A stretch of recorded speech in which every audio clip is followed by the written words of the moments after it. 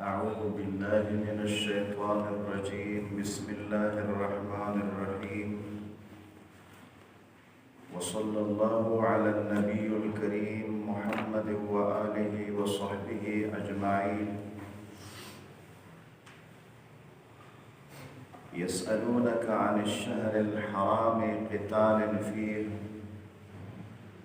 قل قتال فيه كبير وصد عن سبيل الله وكفر به والمسجد الحرام وإخراج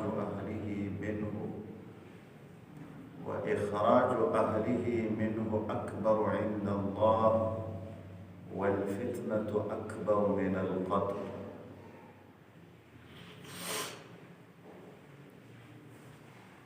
د کال په 12 میاشتو کې څلور میاشتې دا د احترام والا دي، هغې ته اشهر الحرم وایي. هغه میاشتې چې هغه قابل د احترام والا دي. یو میاشت شوال،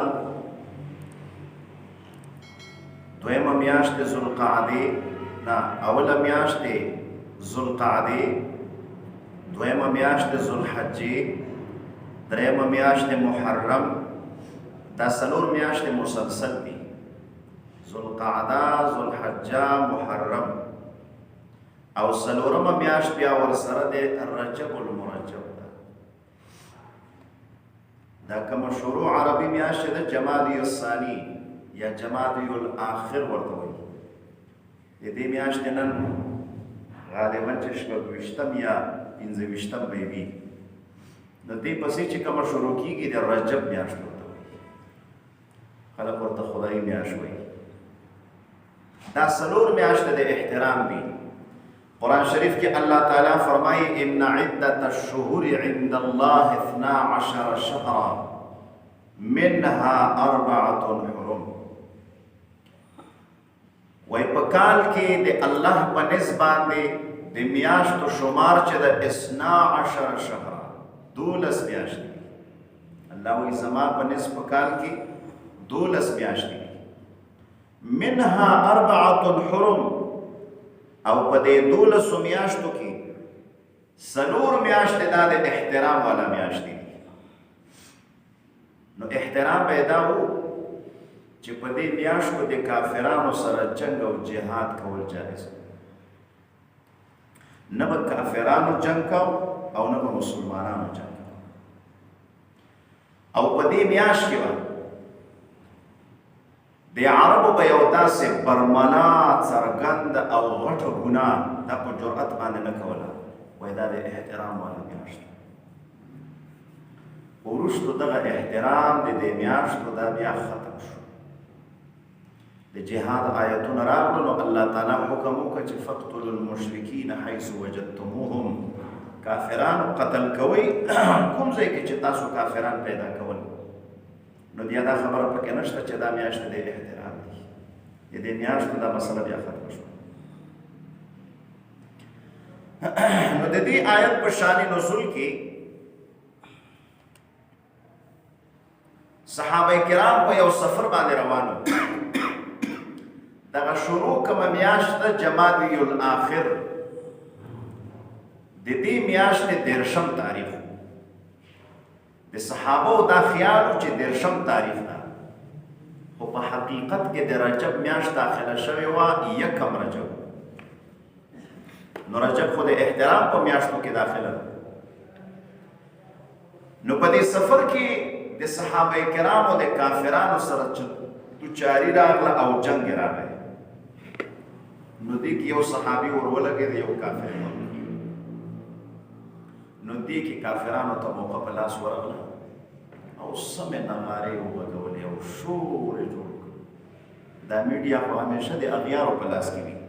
نو هغوی په دې شور کې ډېر تکړه دي. نو شور یې جوړ کړ.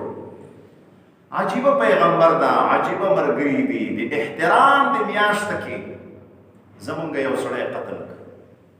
لویه ګناه یې وکړه او ناروا یې وکړه. عجیبه پیغمبر دا، عجیبه مسلمانان دي. نو دا خبره کوي. نو دې کې یو څو مسلمانان نبی کریم صلی الله علیه وسلم سره او تپوس یې وکړ نو دا سوال چې کړی دا مسلمانانو کړی نو تپوس یې وکړه چې یا رسول الله د احترام په میاشته کې که څوک قتل وکړي نو دا قتل څنګه ده دا ګناه ده که ګناه نه ده جایز ده که جایز نه ده نو الله کریم جل شانو دا آیتونه نازل کړي الله فرمایي قتال فيه کبیر په دې میاشت کې قتل کول ګناه کبیره ده لوی ګناه ده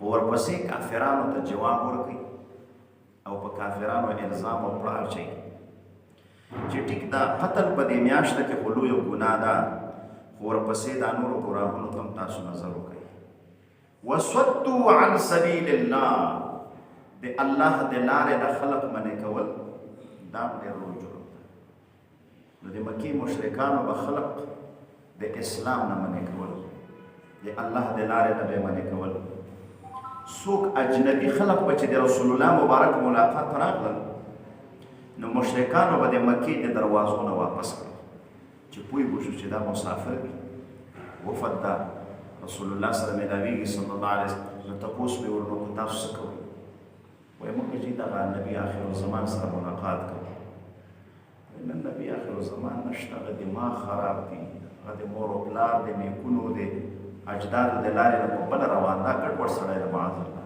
خلق به یې د لارې نه رخصت کړي نو دا د الله د دین نه او د الله د لارې نه خلق منې کول دي نو الله وایي دا هم ډېر لوی جرم ده ورپسې وکفر به او په الله باندې کفر او انکار کول دا هم ډېر لوی جرم ده نو د مکې چې څومره مشرکان دا خو ټول کافران د الله د توحید او د الله د یووالي نه منکر الله تعالی ورته ټیک ده دا په میاشت حرامه کې قتل خو هم لوی ګناه په الله باندې کفر کول دا هم ډېر لوی جرم ده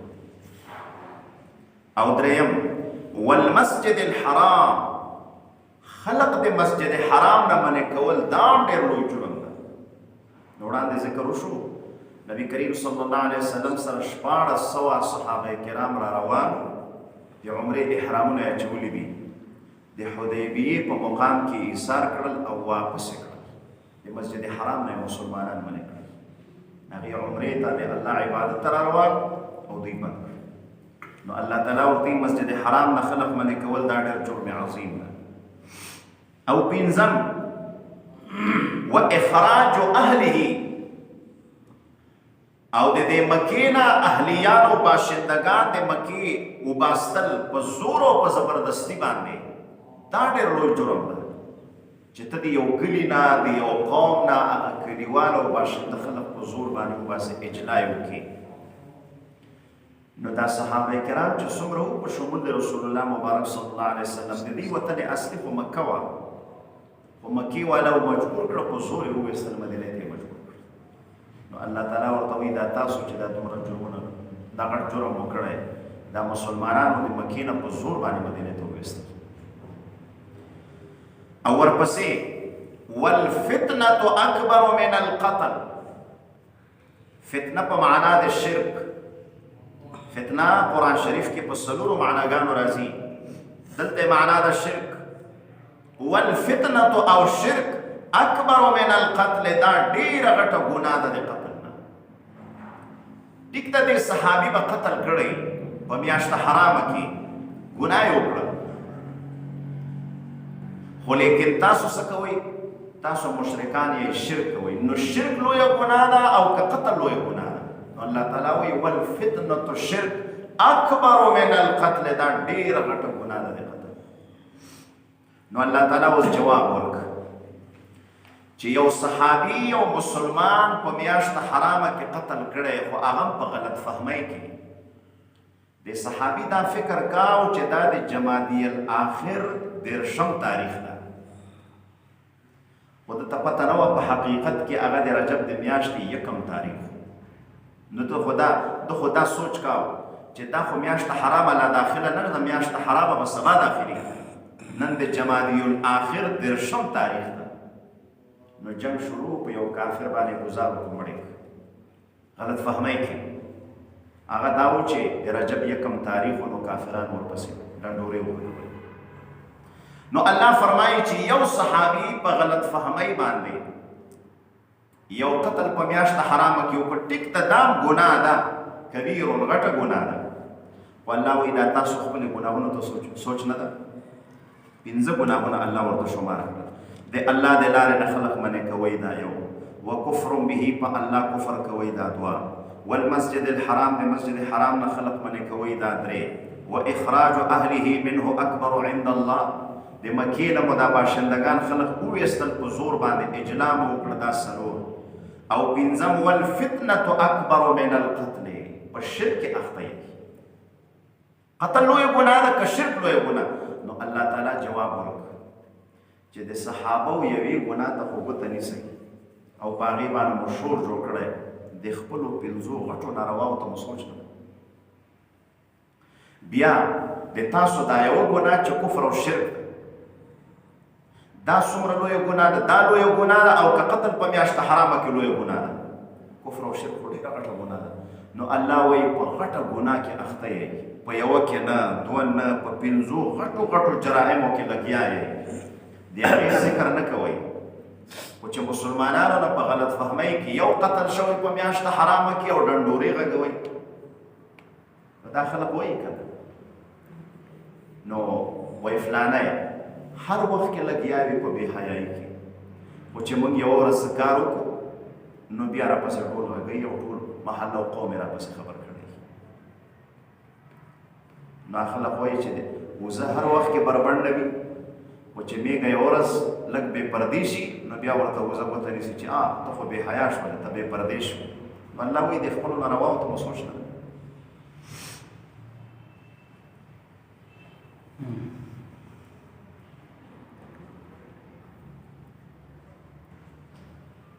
يسألونك عن الشهر الحرام، يسألونك سوال کوي او تپوس کوي د تانا عن الشهر الحرام او متعلق د میاشت حرام کې چې میاشت حرام کې قتل کول څنګه دي.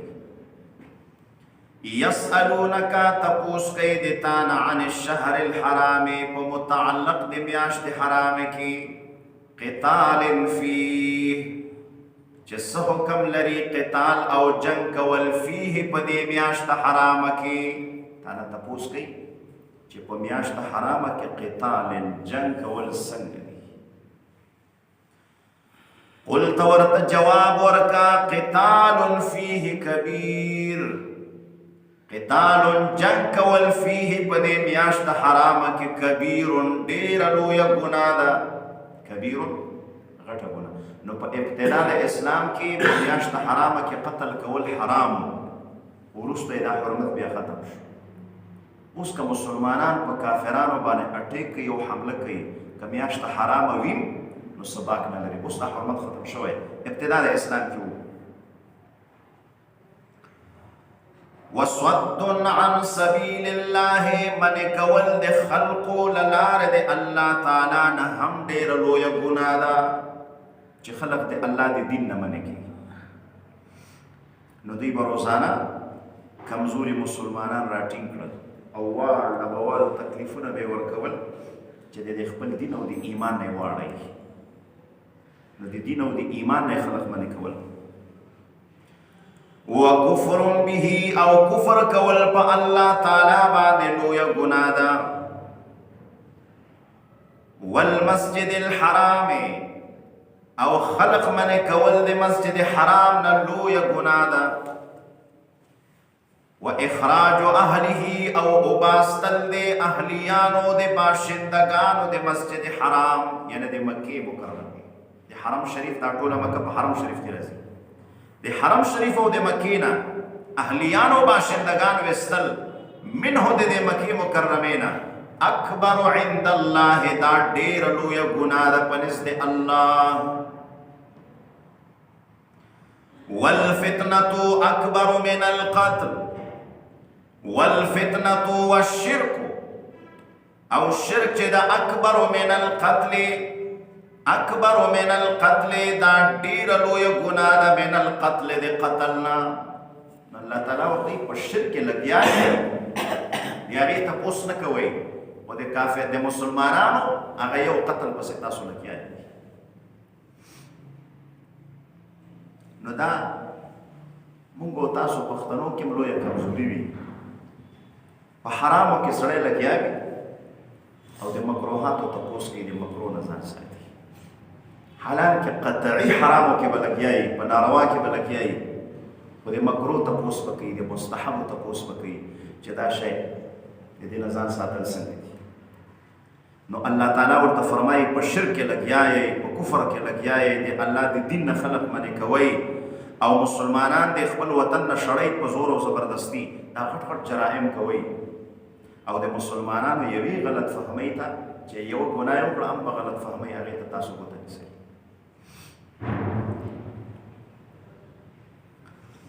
ولا یزالون همیشه بوي دا کافران یقاتلونکم چې جنگ بکوي د تاسو سره حتی تر دې پورې یردوکم چې واپس کی تاسو لرا عن دینکم لدین ستاسو نه ان استطاعوا کدی دوی وس ورسیږي. بس الله تعالی خبر خلاص کړه. الله تعالی فرمایي دا کافران دومره خطرناک خلک دي، دا به هغه پورې تاسو سره جنگیږي چې تاسو د خپل دین نه واپس نه کیږي، دوباره درنه کافران او مشرکان جوړ نه کړي، نو تر هغه پورې دوی په آرام نه کېږي.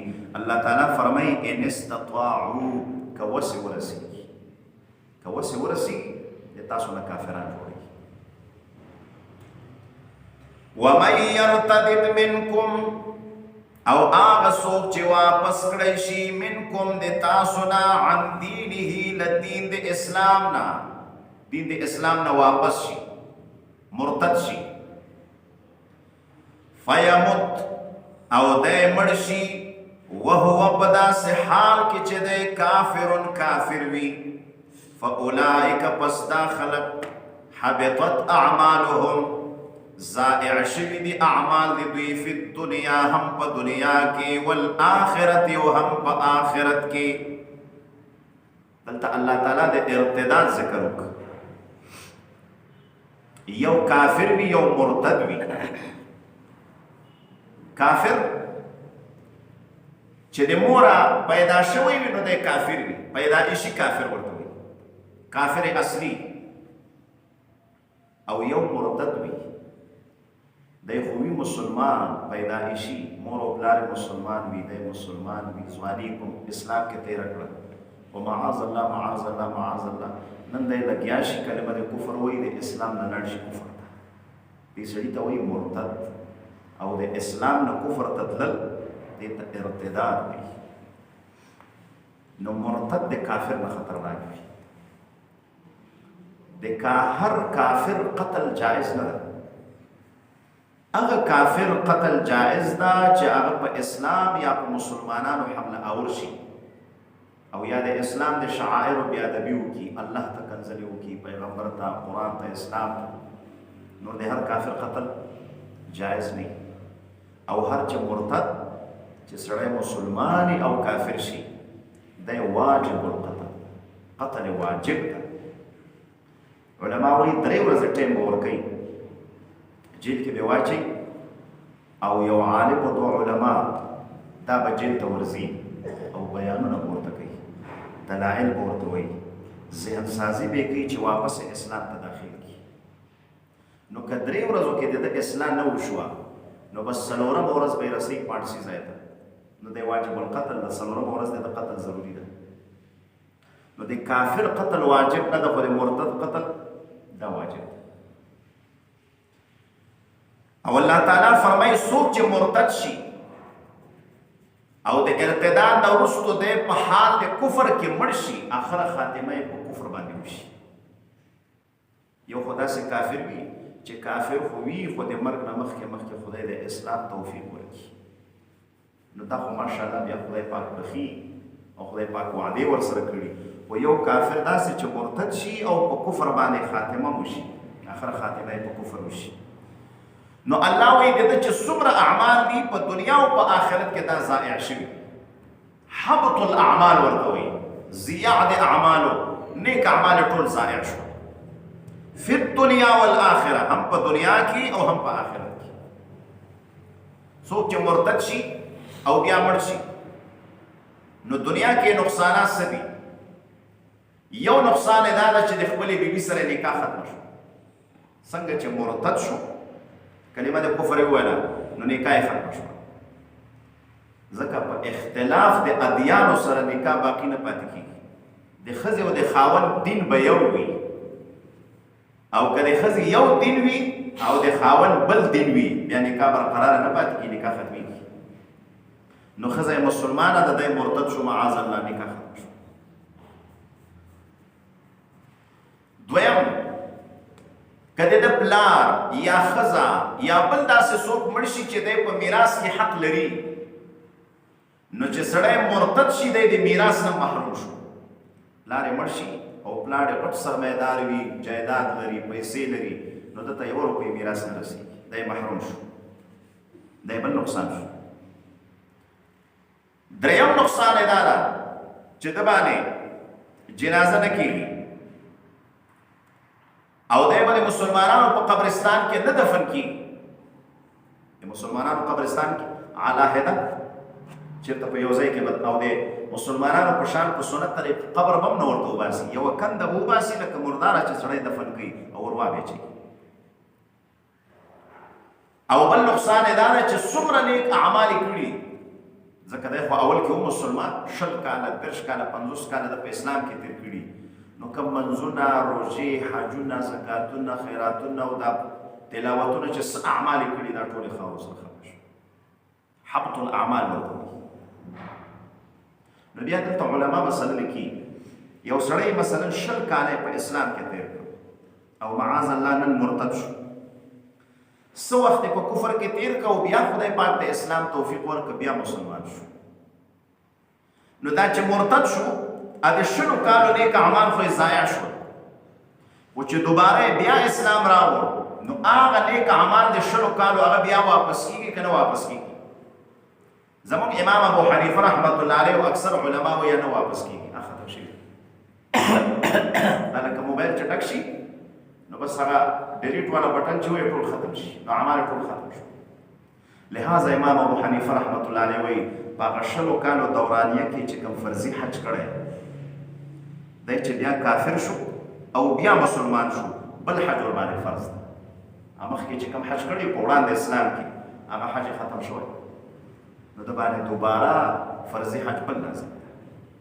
منځونه روژې خو هسې ضایع شوي او مسله اوس په حج کې ده، ځکه فرضي حج خو په عمر کې یو وي، دوه نه وي، دا دویم او دریم چې څوک وي دا خو نفلي وي. نو یو حج خو یې کړی وو خو بیا کافر شو بیا مسلمان شو، د هغه وړاندې کوم حج ختم شوی ده، دوباره بل حج پې فرض ده. او امام شافعي رحمت الله علیه وایي نه حج شوی ده، دوباره بل حج پې نشته. نو بهرحال دا کفر او ارتداد دومره منحوس شی ده چې 50-60 کاله څومره منځونه شوي، روژې شوي، خو چې څه اعمال یې کړي، بس په دې یو منټ کې چې کلمه د کفر وویله دا ټول ختم شو.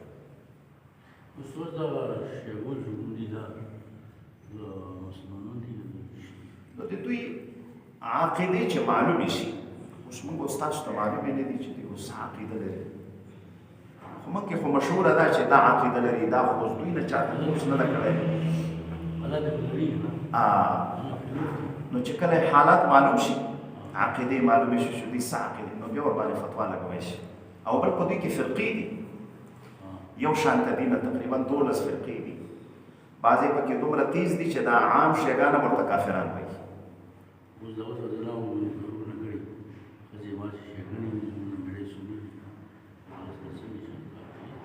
نو هغه چې عقیدې معلومې شي او بیا حکم معلوم شي چې دا اوس عقیده لري، آیا دی مسلم ده که غیر مسلم ده، بیا خو ورسره نکاح باقي نه پاتې کېږي که دی مشرک او کافر وي. نو هغې باندې سړی حکم نشي کولی چې دوی اوس څه مسله ده، دوی عقیده څنګه ده. یو خو په خلکو کې مشهورې دي، اوس حقیقت خدای ته معلوم ده چې د دې عقیدې به څنګه دي. نو هغه د دې د کتابونو نه معلومېږي چې د دې کتابونه سړی وګوري چې د دې څه عقیدې دي، یا دی درته ووایي تپوس ورنه وکړي. نو په ارتداد سره حبط الاعمال کېږي، ټول اعمال ورسره ضایع کېږي. نو دا خو په دنیا کې نقصانات شول. اصل کې بعضې کارونه داسې دي، دا نکاح چې ده دا خو مشهوره خو دا ده چې په طلاق ختمیږي، دا په ډېرو شیانو ختمیږي. نکاح په طلاق ختمیږي، په مرګ باندې ختمیږي چې ښځه او خاوند کې یو مړ شي نکاح ختمیږي. حتی علما وایي چې ښځه مړه شوه نو د دې مړې ښځې مخ اوس خاوند نشي کتلی، ځکه نکاح ختمه شوې، هغه پردی شوه، پردی شوه نو مخ ته یې نشي کتلی، غسل هم نشي ورکولی. البته امام ابو حنیفه رحمت الله علیه وایي که خاوند مړ شي نو ښځه ورته کتی شي. ښځه چې مړه شي خاوند نشي ورته کتی، او چې خاوند مړ شي سړی ښځه ورته کتی شي، ځکه د ښځې 4 میاشتې او 10 ورځې عدت پاتې ده. په خاوند خو عدت نشته چې ښځه مړه شي، خاوند باندې عدت نه وي، سبا سبا بله ښځه کوی شي. او چې خاوند مړ شي نو ښځه به 4 میاشتې 10 ورځې انتظار کوي، دې ته عدت وایي. نو دا عدت دا معنا د دې ده چې حکما لا نکاح پاتې ده، حکما لا نکاح پاتې ده، نو چې نکاح من وجهین پاتې ده د خاوند مخ ته کتی شي. او چې ښځه مړه شي نکاح فورا ختمه شوه، سبا سبا بلې ښځې سره نکاح کوی شي، نو په خاوند خو عدتونه نشته، نو چې نکاح پاکه ختمه شوې ده من وجهین نه ده پاتې، نو مخ ته یې نشي کتلی. نو به هر حال نو نکاح په طلاق ختمیږي، په خلع باندې ختمیږي، په ایلا باندې ختمیږي، په مرګ د احد الزوجان باندې ختمیږي، په ارتداد د احد الزوجان باندې ختمیږي چې ښځه او خاوند کې یو مرتد شي نکاح ختم شي. نو بعضې ګناهونه دلته په پښتنو کې داسې دي چې ډېر خطرناک دي په دې کور کې معاشره کې. لکه مثلا بعضې خلکو عادت ته دین ته یا مذهب ته کنځلې وکړي، بعضې خلکو عادت ته نو چې کنځلې وکړي ټولو کتابو لیکلي دي چې د نکاح ختم شو. ولې که مذهب ته څوک کنځا وکړي نو علما وایي که دا یې نیت وي چې د مذهب نه او د اسلام نه نفرت وي، بد یې ایسېږي په زړه کې، نو بیا خو لاړه کافر هم شو، کفر کې شک نشته. او که نه هسې خوله یې غلطه شي، زړه کې خو یې اسلام سره ایمان سره ښه محبت وي، خو خوله یې هسې غلطه شي، مذهب ته کنځاوې وکړي، نو کافر خو نه شو، خو نکاح یې برقراره نه ده، نکاح یې ختمه شو. نو اوس پښتون سړي ته چې وایي نکاح دې ختمه شوه، ملا صاحب راوله نکاح تازه کړه، نو دا یې د دپاره مرګ ده، لکه په ګوله یې چولې، نکاح چېرته تازه کړي؟ ښه چې نکاح ختمه شوه نو دا بیبي سره چې میلاوېږي دا خو زنا شوه، او بچي چې پیدا کېږي هغه ټول حرامیان شول، ټوله معاشره داسې خرابه شوه، او دا یې جز په ځان خبر دی. قرآن ته کنځلې وکړي، عالم ته کنځلې وکړي، نو علما وایي که د ده نیت دا وي چې د عالم دا علم چې کړی د علم سره نه لګېږي، نو علم خو د خدای صفت ته خو لاړه کافر کېږي. او که نه وایي چې علم سره خو مې لګېږي، خو دغه شخصي عالم دا اعمال ټیک نه دي، نو بیا د هغه اعمال ورسره یادوي، مطلقا کنځلې دې نه کوي. نو نن سبا په دغه ګندګي کې خلک ډېر واقع شوي دي، ځوانان دي لګیا دي علماو ته کنځلې. اوس ټیک ته یو عالم سره دې نه لګېږي، نو خو هغه کردار یې یاد کړه چې دغه نقصان پکې ده په دې وجه. او که ته وایې چې نه علما داسې داسې، نو علم خو د خدای صفت ته دلته نکاح هم خرابېږي، ایمان هم خرابېږي، دا اوس خطرناکې خبرې دي. نو نبي صلی الله علیه وسلم وایي داسې وخت به راشي سحر به مسلمان وي، ماښام به کافر وي، ماښام به مسلمان وي، سحر به کافر وي، او دی به په ځان خبر نه وي، راځي په جومات کې به لمونځ هم کوي، ځکه داسې خبرې به یې د خولې وتلي چې ایمان به یې خراب شوی. نو دا اوس خطرناکې خبرې دي. نو دې سره سړی بعضې وخت کې د ایمان هم خالي شي او نکاح هم خرابه شي، او بیا چې نکاح تازه هم نه کړي. عجبي خبره، پټه خوله عبادت، پټه خوله عبادت. نو یې بس بهتر ده چې خوله بند ساتي، خپله خوله ساتي. نبی صلی الله علیه وسلم فرمایي وایي د دې ژبې په حق کې د خدای نه ویرېږئ. ژبه نبی علیه السلام وایي د 2 شیانو ضمانت چې څوک ما ته راکړي زه به د جنت ضمانت ورکړم. یو د 2 ژامو په منځ کې دا یوه ټوکړه د غوښې چې ژبه ورته وایي، د دې ضمانت چې څوک راکړي چې دا به زه ټیک استعمال. دویم د دواړو په تنونو په منځ کې چې کومه ټوټه غوښه ده عورت ورنه مراد ده، چې دا به زه صحیح استعمالوم، د دې ضمانت زه درکوم. نبي علیه السلام وایي چې زه د جنت، نو دا 2 شیونه نبي علیه السلام وایي څوک چې ضمانت راکوی شي زه د جنت ضمانت ورکوم. نبی علیہ السلام وی هر سبایی چې انسان راوچت شي د خوب نه او د دروازه باندې راوځي، خپل کاروبار شروع کوي او د دنیا ژوند باندې شروع کوي، دا ټول اندامونه د ژبې ته قسم ورکوي. لاس، خپې، پوزه، غوږونه او سترګې، زړه، دماغ، دا ټول اندامونه ژبې ته قسم ورکوي چې او ژبې خدای ته وګوره، صحیح صحیح وچلېږه، صحیح صحیح استعمال شه، که نه د تا د وجې موږ هم جهنم ته ځو. نو دا وړه ژبه ده، خو که په دې وړه ژبه باندې خدا نخوا سړی کلمه د کفر ووایي، نو خو دغه د قرآن آیت ته د 550 کالو عبادت هر څه ختم شو په یو سکینډ کې. دا د دې ژبې د وجې. او که 550 کاله یو سړي په کفر کې تېر کړي او نن ووایي چې لا اله الا الله محمد رسول الله، د 50 کالو کفریات او شرکیات ختم او الله تعالی ایمان قبلوي. دا د دې ژبې په برکت. دا ژبه ظاهره خو یو چټکۍ غوښه ده او په دې باندې موږ خبرې راوباسو، خو که صحیح دې استعمال کړه الله ته به رسېږي او جنت ته به رسېږي، او که غلطه دې استعمال کړه جهنم به دې ځای وي. نو پټه کړه عبادت ته واقعي چې سړی ژبه صحیح استعمال کړي.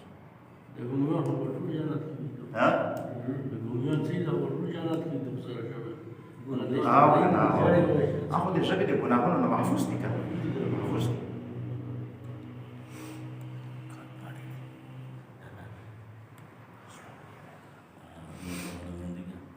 ومن يرتد آغا سوک چه مرتد شی منکم د تاسونا عن دینه د دین خپلنا فیمت او د مرشی په داسې حال کې وهو کافر چې د کافر وی آخر خاتمه په کفر وشي، فاولئک پس دا هغه خلق دی حبطت اعمالهم چې ضایع شوي دي نیک اعمال د دوی هم په دنیا کې والآخرت او هم په آخرت. نو آخرت کې د دې جهنم ضایع ده. دنیا کې خو دا نقصانات دي، نکاح ختم شو، میراث نه محروم شول، مسلمانو قبرستان کې به نه دفن کېږي، نیک اعمال ختم شو، او آخرت کې جهنم. واولئک اصحاب النار دا خلق ملګری دي دوزخ دي، هم فیها خالدون دوی به په دې جهنم کې همیشه وي.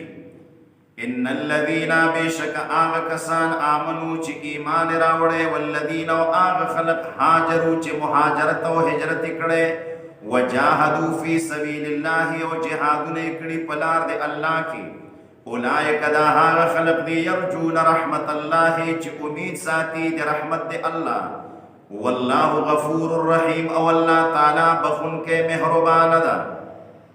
بس سيدنا محمد وبارك وسلم وسلم عليه. اللهم ربنا اتنا في الدنيا حسنه وقنا عذاب النار. يا الله باران رحمة وحفظ آمين يا رب. خير ورحمة باران رزقك لازم مغفرة المسلمين وكنا معافى